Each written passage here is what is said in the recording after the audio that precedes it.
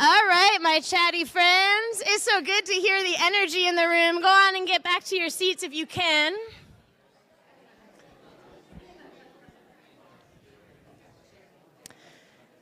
That buzz is contagious. Thanks for all your energy and for your greetings. I hope you got to say hi to someone that you didn't know or haven't seen in a while. And I also want to acknowledge hi to our online friends, too. I like to joke, I'm like the worst millennial. I was just saying, like, anything technologically savvy is not me. And so I was like, oh, yeah, there's a camera there. So anyway, hi. And welcome to you all as well. So we're going to kick it off. We wanted to give an opportunity to just kind of in front of you all get to ask each other some questions by way of kind of introducing ourselves and our faith communities to each other. And so we're going to do that. And I've got some notes here, so I hope you don't mind me looking. So when we first met, Royce and I, it was at a gathering of a whole group of clergy. There were about 20 folks there, clergy from the east side of Seattle, who were all clergy at affirming, LGBTQ plus affirming congregations in the area. And we came together out of this need post-election and, just in the world as it is, to want to be in solidarity with each other and support one another. And so it was there that we met. Yeah, and I understand, though, that you all used to be connected way back, maybe a while ago, to a denomination that was not necessarily affirming, right? And you had your own journey, and so I'm curious, from a mission gathering folks, I'm sure would love to hear what led or inspired you all to claim that identity, and why did it feel so important to you to do that work? Yeah, I appreciate that question. That's a loaded question. We're just going big right out of the gate. We do that here at That's Mission how y'all Gathering. do it at Mission Gathering. I love it. We've got too much trauma in our background to not just ask the hard questions Let's right go. up Let's front. be very clear. Let's be very clear. So we weren't part of a denomination. I was on staff at a non-denominational church that planted us. So that was kind of our connection. They were financially funding us when we started. And, I think that journey, I know we don't have a ton of time, so I'll give you kind of maybe the shortened end of kind of how our journey and our evolution came to be. I think on one hand, it was a very personal thing for me. I think growing up in, and maybe some of you can relate, I grew up in very conservative, evangelical church spaces. And what I was taught was the Bible is very clear about what the Bible says when it comes to the issue of sexuality. And to be a God-fearing person, to love Jesus, to take your Bible seriously, would mean that you would uphold a certain belief, and that anything outside of that was heretical and unfaithful. And so that's the context that I grew up in. But I think I always knew from a young age that there was just a disconnect for me. And especially as I got older, having many close friends, family members who would identify as LGBTQ, something about that just never sat right in my spirit. And I could never also invite people that I really cared about to church, because I knew that the churches and the spaces that I was a part of would not be safe for them.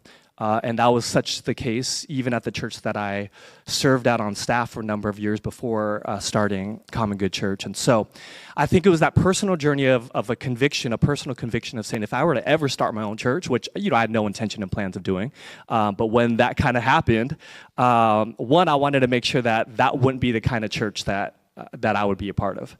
And that really began my own personal journey of really learning and realizing that there were so many differing views and perspectives that were out there. And I started to learn, I started to listen, and what I realized was the Bible actually wasn't that clear on this issue of sexuality. If it was clear, it's actually more clear on the other side of the spectrum of how I was taught and understood and told what to believe, right? And I think in that own personal kind of evolution and journey, that's really where myself and one of our founding pastors really had a conviction of wanting to lead our church in that direction, of being a fully open and affirming space. The tricky piece about that was, again, because we were planted and financially funded by a church that didn't share in those beliefs, it was this really challenging tension of honoring them and respecting them and realizing we kind of still need your money. But yet, how do we live into our values and our convictions? And so we started as a third way church when we planted the church. Just saying, hey, we acknowledge that there's different views and perspectives, and can we create a community that can hold space for differing views and perspectives? And it worked for a little bit.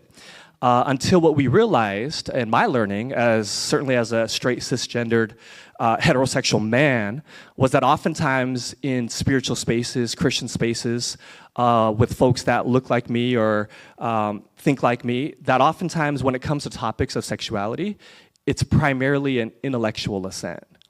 And I think what we started to realize was that for folks who actually identified as queer, this was not an intellectual assent. This was their lived experience. This was their humanity. This was their identity. And for us to hold space for both views and perspectives, what we realized was it actually wasn't safe for our queer siblings.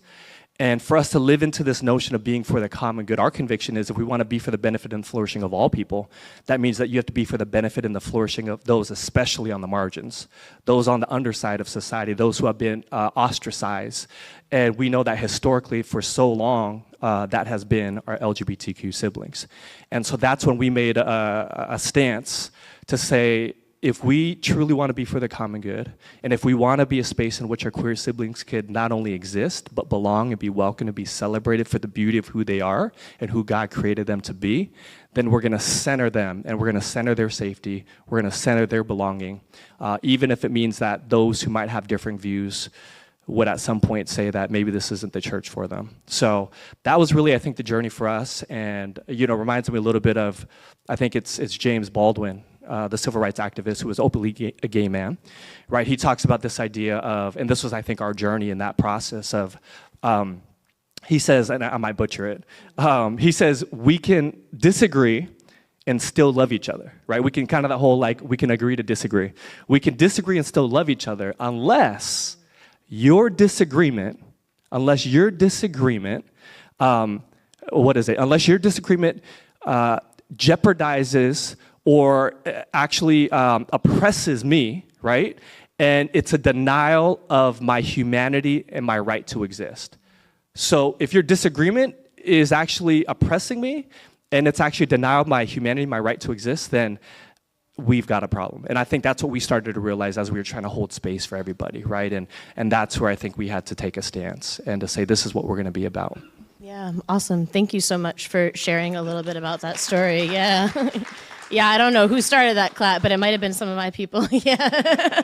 Yeah, thank you. I appreciate that. Yeah, we can disagree on whether or not pineapple should be on pizza. That's right. Right? That's right. And there are people who are wrong. Come on. But yeah, no, I appreciate that a ton. And I think the work that you all have done to make a safe space for queer folks in your midst is, as a queer person myself, I say thank you, truly. Yeah, so I think something else I think my folks would be curious to know a little bit more about is just your vision and values around ministry in general. Like what should church be or not be, both like for folks who are in the pews, so to speak, and to folks who are not in the pews?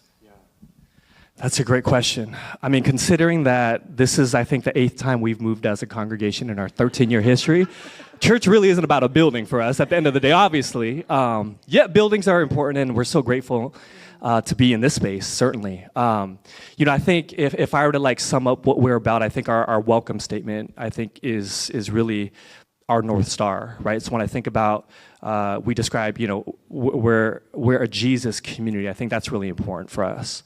I don't know. Again, I've come from evangelical spaces. I don't really like the term Christian anymore, and I stay away from it. And I think especially in today's society and day and age where we see the rise of Christian nationalism, and I know it's not really the rise of, because Christian nationalism has been a thing, and it's taken on different shapes and forms, right?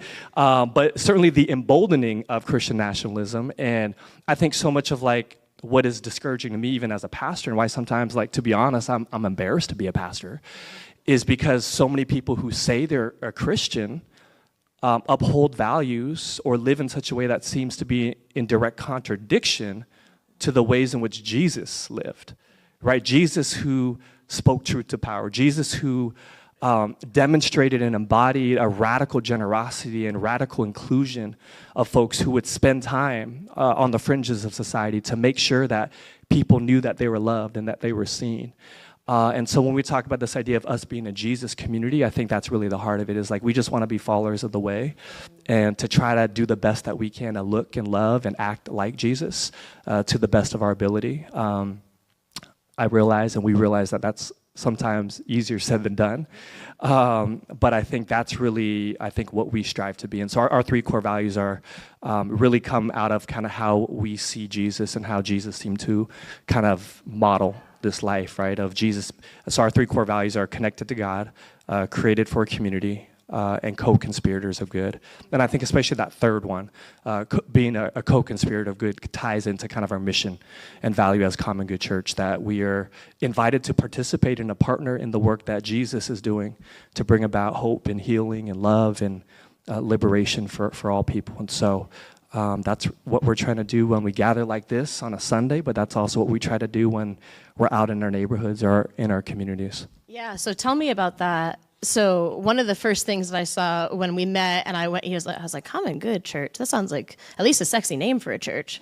I was like, I don't know what else is about them, but I like the name. And I went to the website, and I saw Love Your Neighbor Sunday as one of the things, and that was another like green flag for me. I see a lot of red flags when I look at churches, but that was a green flag for me. So tell me, like, what's the deal with Love Your Neighbor Sunday, and how does that fit into this vision and ministry? Yeah, it was a crazy idea because in some ways, especially as a new church when we started in the early days, like on Love Your Neighbor Sundays, we don't actually meet for a regular service. And it was kind of a weird thing. People are like, what are you doing? Like, you're trying to start a church. It's like the equivalent of like starting a restaurant, but not being open for dinner, right? Like, how do you not like worship on a Sunday? But I think it came out of this conviction of, again, like wanting to be for the common good.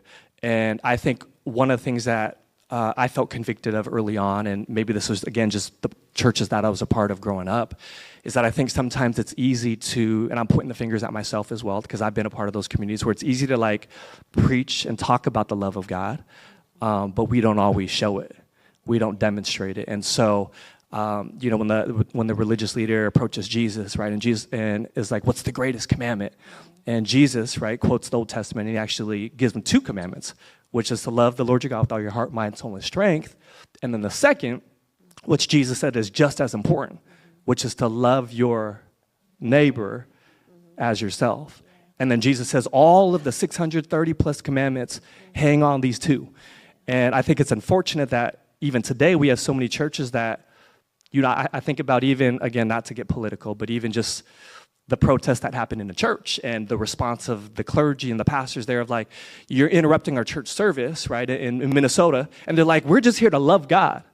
And my whole thing is like, yeah, you're supposed to love God, but you also are supposed to love your neighbor, and your immigrant neighbors are not being loved right now, right? So I think for us, this was just our way of building in, because we know it's not natural, right? Like, I know it's not natural for me to love neighbor, to think about people that are different than me, to be considerate, to show empathy and care and compassion.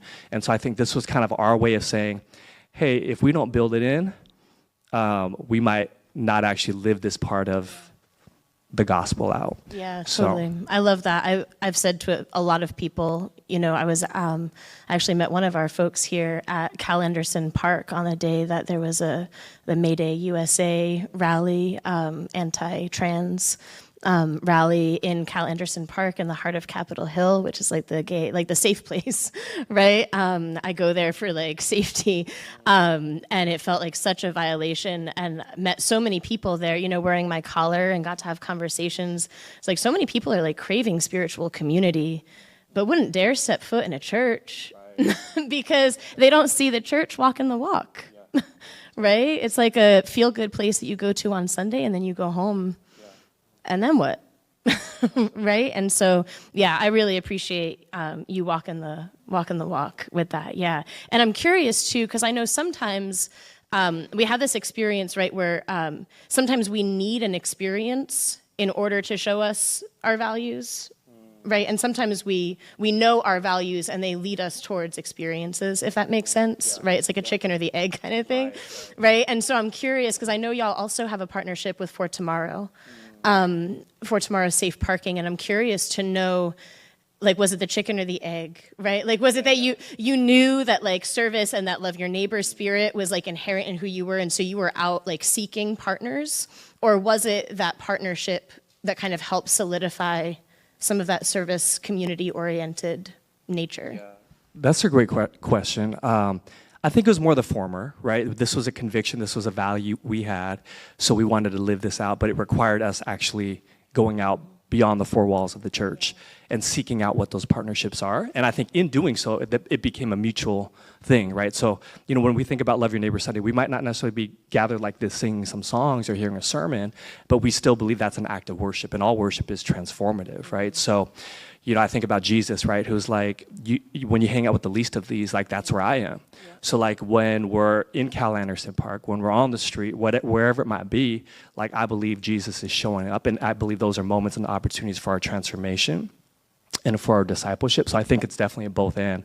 I think For Tomorrow, the way that partnership happened really was, again, like, you have these ideals, right? You got these things in place, like, oh, we want to love better. So once a month, we're going to do it. We're just going to build it into, like, our rhythms. But then here's the thing, right? As humans, like, it just becomes the once a month thing. And, we did our Love Your Neighbor Sunday deed for the month, so we're good. And I think for us, it's just been a constant evolution of, like, learning and growing and evaluating and saying that's not enough. And so really for us, we started asking the question, how do we make this not just a once a month thing, but how do we, like, embody this? Like, how does it become a lifestyle of loving our neighbor? And I think it's so easy for us to be siloed in our little bubbles, right, in neighborhoods and zip codes. And I think for us, the partnership with For Tomorrow really was a God thing. Because one of the things that we've never really wanted a building, although I think I'm changing my mind now that we're here in this building, I think buildings are awesome. We've never really wanted a building, but we did say in the early days of, like, if we were to ever have a church building, we wanted the building to be like a community center where we can gather here on Sundays and do this type of thing, but every other day of the week, it's a space that's serving the community and serving those who are most vulnerable. And we unfortunately never had the funds or the resources to ever, like, execute on that vision. But a couple years ago, I met Monique, who's the executive director for Tomorrow Safe Park, and we were actually serving together on a committee for the city of Bellevue, and found out that her organization was tapped by the city of Bellevue to facilitate a safe parking program. And so we just started having some conversations, and we came up with this crazy idea of, like, well, we don't have a building, we can't have a space, but they had a space. The city of Bellevue was paying for it. That's awesome, right? So we had this idea of, well, what if we actually just moved our church into your facility? And so that's kind of really how that happened. It was, I think, an outflow of the Love Your Neighbor Sunday, but then, like, wanting to maybe take it up a notch a little bit and to say, what would it look like just to share space with people that are going through a really, really hard time? And that literally could be any one of us at any one given moment.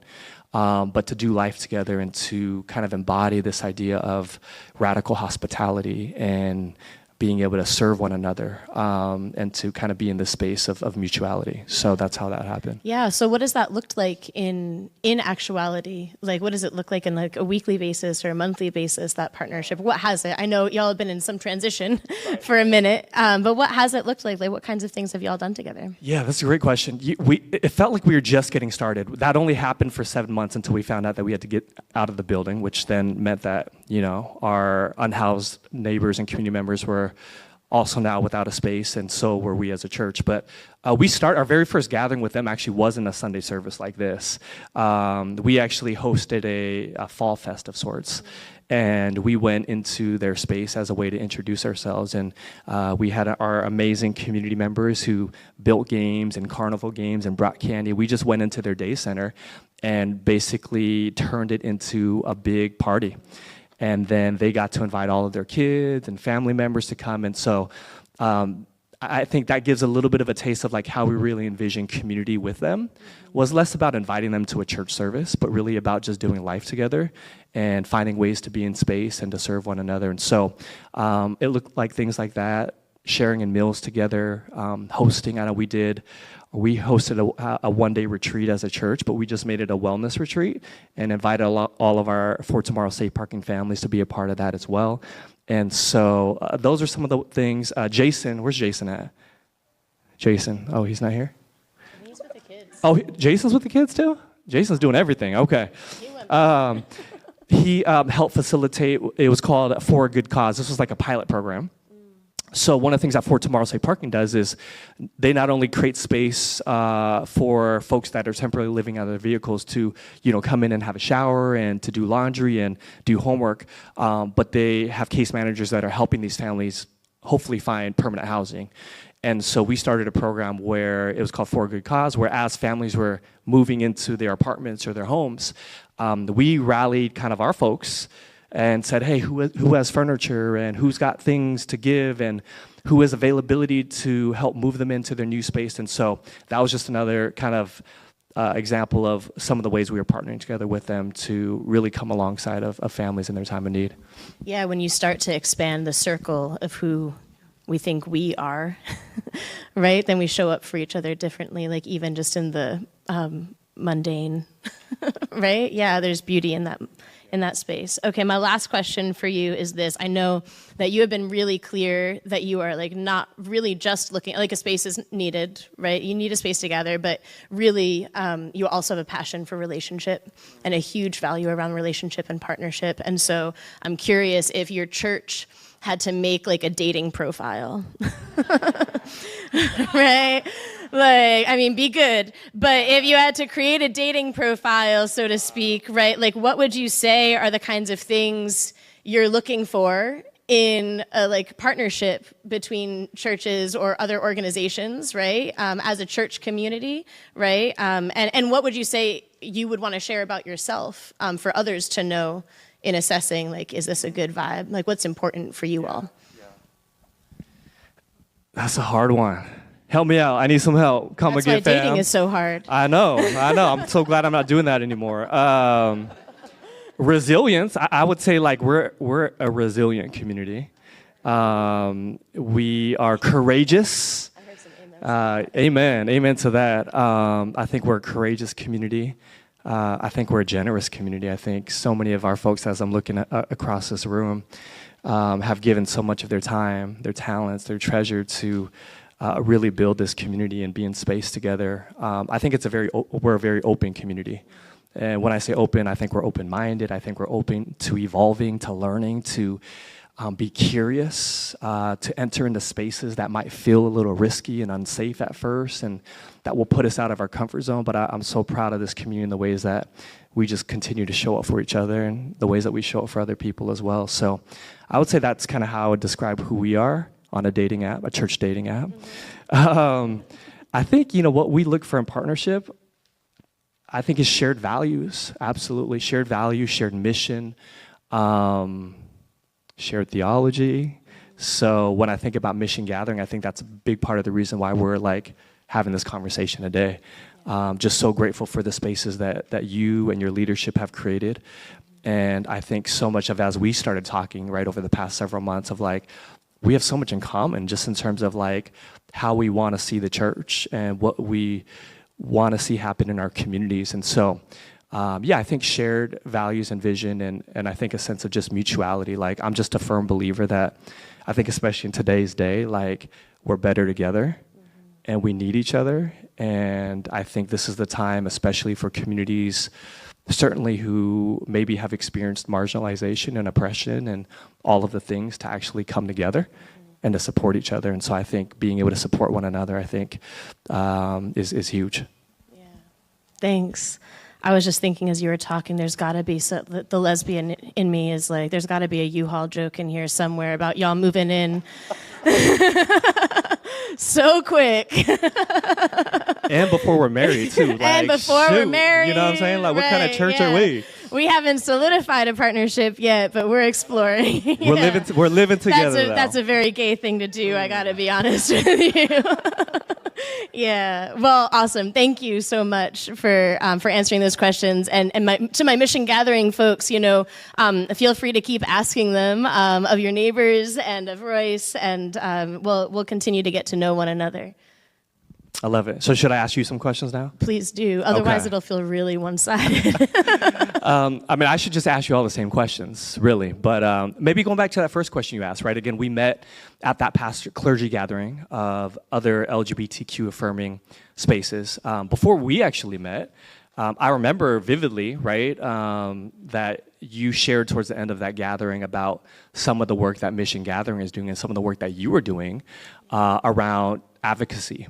And I think that was like, there was kind of I was like immediately like very like just drawn to like what you were speaking and your conviction, right? Of like, not just like calling other churches to be open and affirming, but the ways in which you were also navigating the ways in which churches could be involved in non-faith-based organizations that are doing the work, right? And secular organizations, so to speak. And I think I really appreciated just your heart of advocacy in that space. And then over the months, as we started talking, realizing that even before your work as a pastor, you were consulting with organizations, churches around anti-racism work, diversity, equity, inclusion. And so like, that's just like, you've been living and breathing it. And I think it'd be awesome for our church to kind of hear, like, how did you get into that work and why is that work so important, especially the intersection of those things?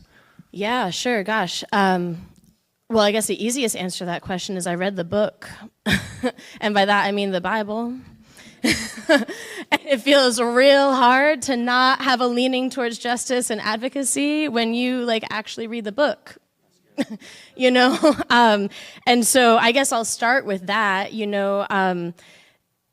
The church has been just a source of healing and wholeness in a lot of ways, and it has also been at the center of a tremendous amount of harm.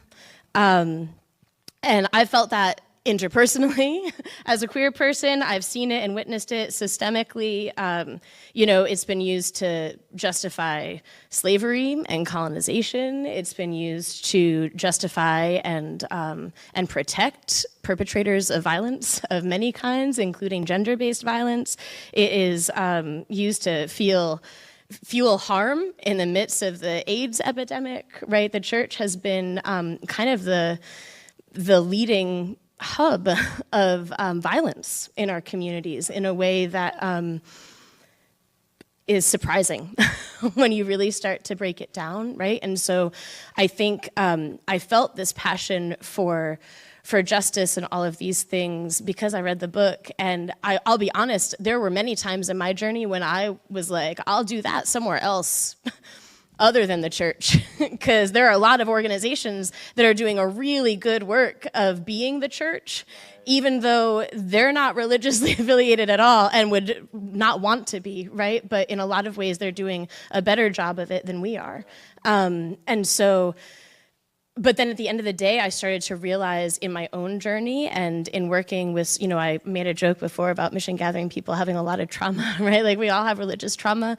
And for me and for so many other people, I've realized that a part of the healing journey is coming from within the church, right? And bridging those gaps and being that connector and grappling. I started going to more progressive faith communities where they didn't tell me that I was going to go to hell for an eternity, which is great. Loved that. But also they didn't provide any clear counter narrative. It was always just like, oh, no, we're not that. We're not that. And I was like, okay, but what are you? And there was never, the conservative fundamental Christian nationalist, I don't even want to call it Christian nationalism is not a religion, by the way. It's a mindset, but it is not a faith. And I think that, hold on, I got distracted on a different sermon. Now I have to find my way back. Keep going on that sermon. I like it. No. I like it. I want that sermon right there.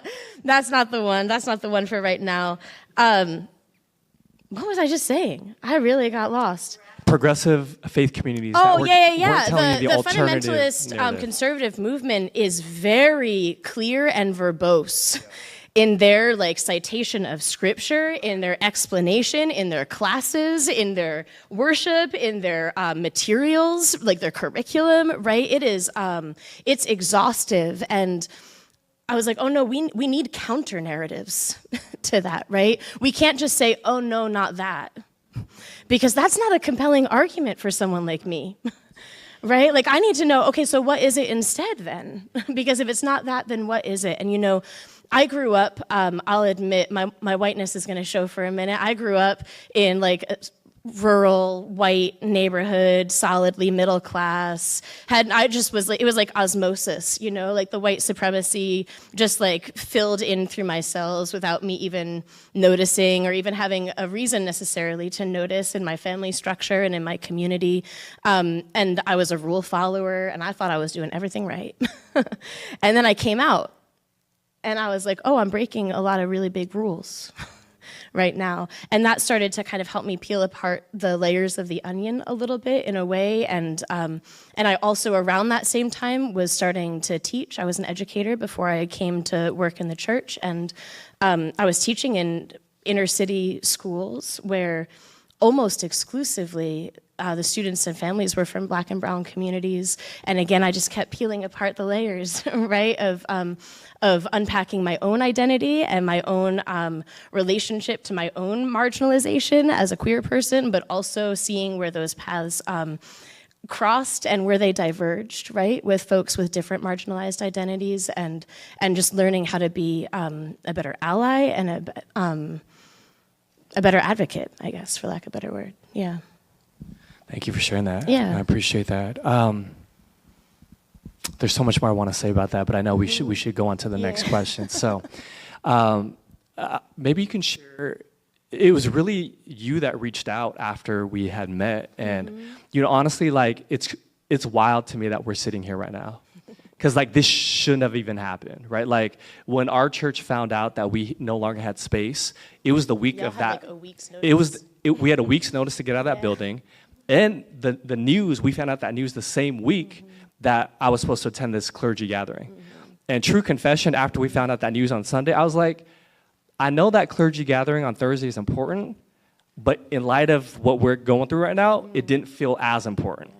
And so I was like, I think I just need to spend all my time and energy just focusing on like, where are we gonna go next Sunday? And so I emailed Lisa, Pastor Lisa, Reverend Lisa, and I was like, I'm not gonna make it. But something in my spirit just that morning I had some other meetings, and she just quickened me to just go. And that's the only reason why we're having this conversation right here, which is wild. But it's not even that. I went to it, and we didn't even, I think, actually meet in that meeting. But then I get a text message from you within like an hour after that meeting. And somehow, I think Reverend Lisa shared with you about our journey, and you reached out to me and said, hey, I heard y'all might not have a space to meet next Sunday. Like, you want to come meet at our church? And it's like, you didn't even know me. You didn't know our church. And you reached out, and thus began like the conversation and the relationship. And like, I'm just so curious, and I think it speaks to who you are as a leader and the type of person, especially as I've gotten to know you, but also like as I've gotten to know your incredible community and the kinds of folks that are in your congregation. Like, share with our church, because I think Common Good needs to hear this, like, what drove you to like reach out to me without knowing me? And what would you say allowed you to, or motivated you to continue to have the conversations and the dialogue? Because we actually didn't immediately move in with y'all. We went somewhere else over the summer, but we stayed in conversation. And I you know, you could have like been, forget you, like, you know, like, but yet like you've been so gracious. And so what are maybe the things that have prompted you to like stay in conversation? Yeah, well, I mean, first and foremost, I think it was just like compassion. You know, I mean, I can't even imagine being a faith community that has your space, you have your routine, you have your rhythm, and then like in a week's notice, you find out, nah, not anymore. And so I figured like at a bare minimum, my instinct was like, we have a space. We have a huge space. It's underutilized by our community. We have other groups that meet here, but it's underutilized by our community, and y'all could be there, even if it's just for a Sunday, right? I was like, even if it's just this coming Sunday and you need a plan, right, then like please know that you're welcome. But I went to your website. I remember the name. I went to your website, and I think, you mentioned it, and I think we both have kind of talked about this value around partnership.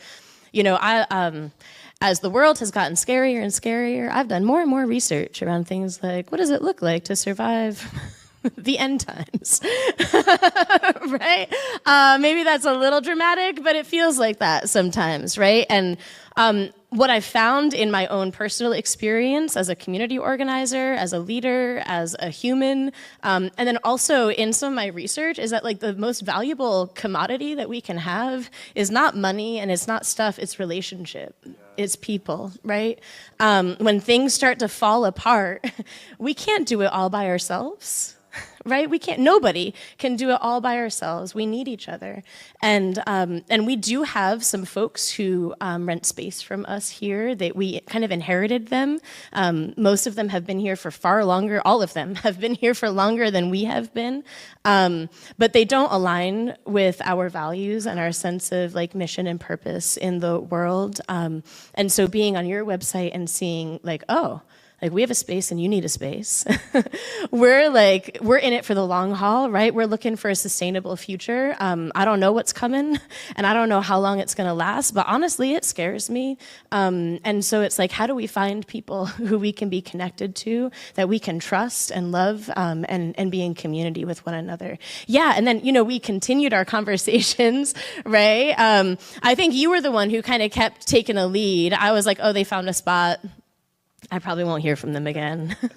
But then I kept getting like texts from you like, hey, do you want to talk? Like we should meet. We should talk about this. And I don't know, just a couple Sundays ago, we're talking about, Jesus keeps saying this crazy line in scripture, like, come and you will see, right? That's the invitation. It's like this wild invitation to like Peter, like, come, like walk on water in the midst of the storm. Just like, come, you'll see. And it's always this like wild invitation. But I think we know it when we feel it, right? We know when it's that like come and you will see kind of invitation versus like a crazy, like, no, I'm not going to do that kind of invitation. And it sounds like you maybe felt that in different words maybe when you went to that meeting, right? Like, I don't know what I'm doing. This might be a waste of 2 hours to meet with some like well-intentioned clergy folks, right? But there was maybe like a lure, like come and you will see, right? And I just kept feeling that in our conversations too. There just seemed to be more and more alignment and trust. So yeah, I appreciate you. Yeah. Thank you. And thank you for saying yes. And thank you to your congregation for saying yes to this. My last question is related to this partnership and kind of this crazy come and see and not knowing really what's going to happen. And I think our community, again, like I'm so grateful for our community who, after our 8th move, like you're still moving with us. And which is, I'm so grateful for that. One of the things that was really important for us as we were thinking about whatever space we would land in, hopefully for the long term, was could we get back into space for tomorrow safe parking? Because that was even though it was so short of time, it was like a 7-month window. It was such a rich time for our congregation and transformative. And I think that was out of our 10, 11, 12-year history. We were finally living into more of the fullness of our vision and mission as a church.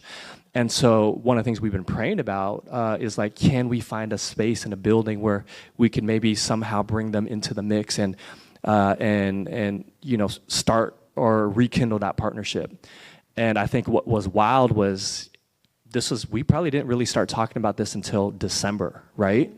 Where I had just met with Monique. They hadn't landed yet on a space, but they were looking and they kind of verbally like agreed to move into this other church, but they had shared that they would love to be in space with us again. And out of those conversations, I was like, let me just reach out to Jill. Like, we haven't even signed the papers yet. We don't even know if we're going to get to move in, but like, I'm just going to bring it up to Pastor Jill and see what she says. And I remember bringing it up to you and you shared like, and I think that's also what was so like inspiring and encouraging was your vision for your church and your building was always to be a shared space, right? And I think as we started talking about that idea, it just became more of a reality of like, well, could this actually be a thing?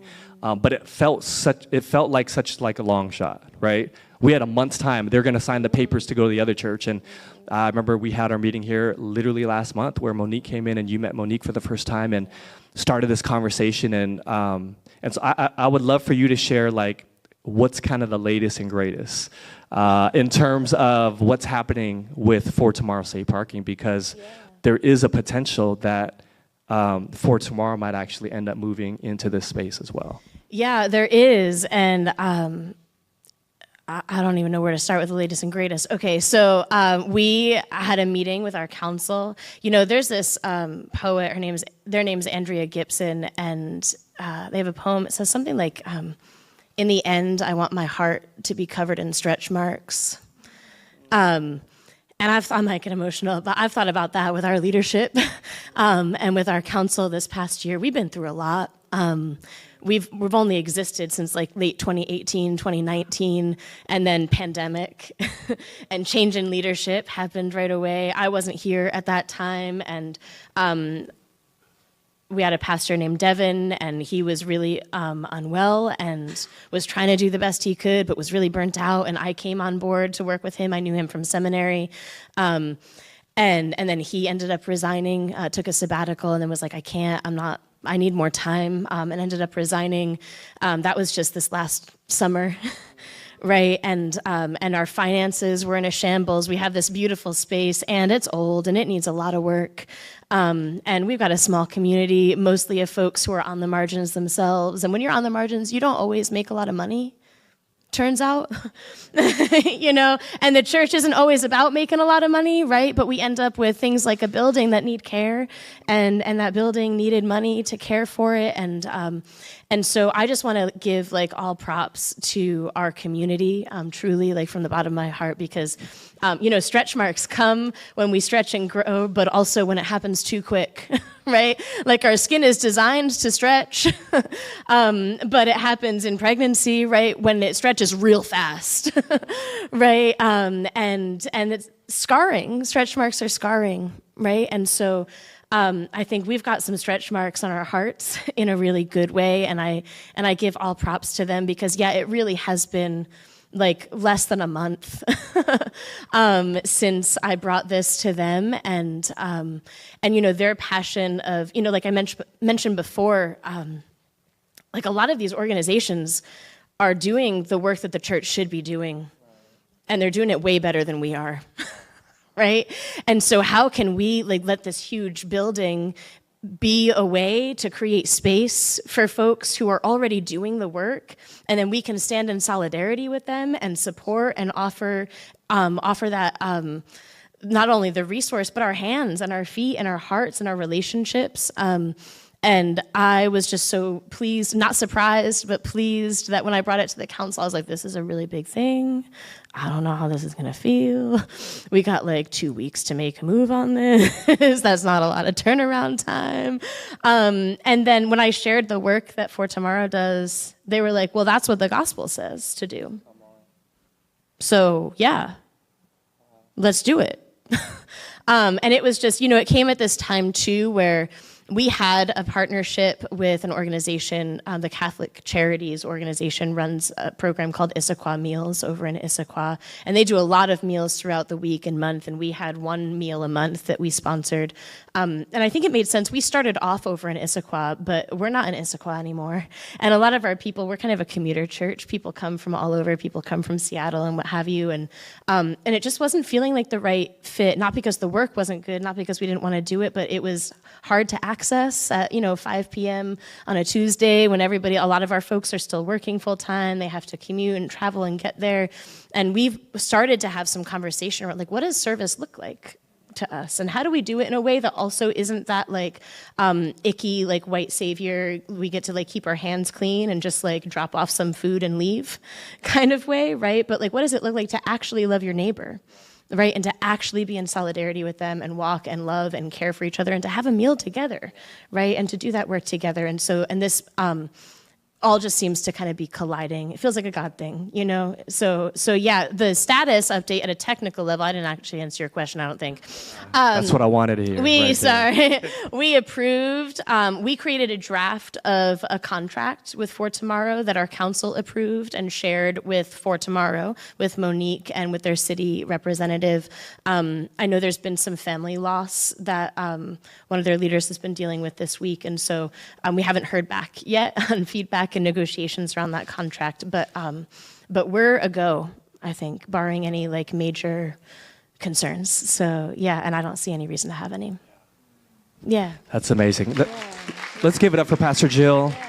Thank you to the Mission Gathering community. On behalf of Common Good, I just want to say we're so grateful for, again, your yes, your willingness to open up your arms and your space to us, and not just to Common Good, but potentially to For Tomorrow Safe Parking. And I think all of this speaks volumes to just who you are as a leader, who you are as a person of faith, and the ways in which you continue to lead with such grace and such humility and such courage. And in the short time that I've known you, you have been an incredible blessing to me. So thank you for being the amazing person that you are. And we're so, I think, excited to be able to get to know the Mission Gathering family as well, and to find other ways to continue to partner and to collaborate down the road. So thank you so much. Yeah. Thank you.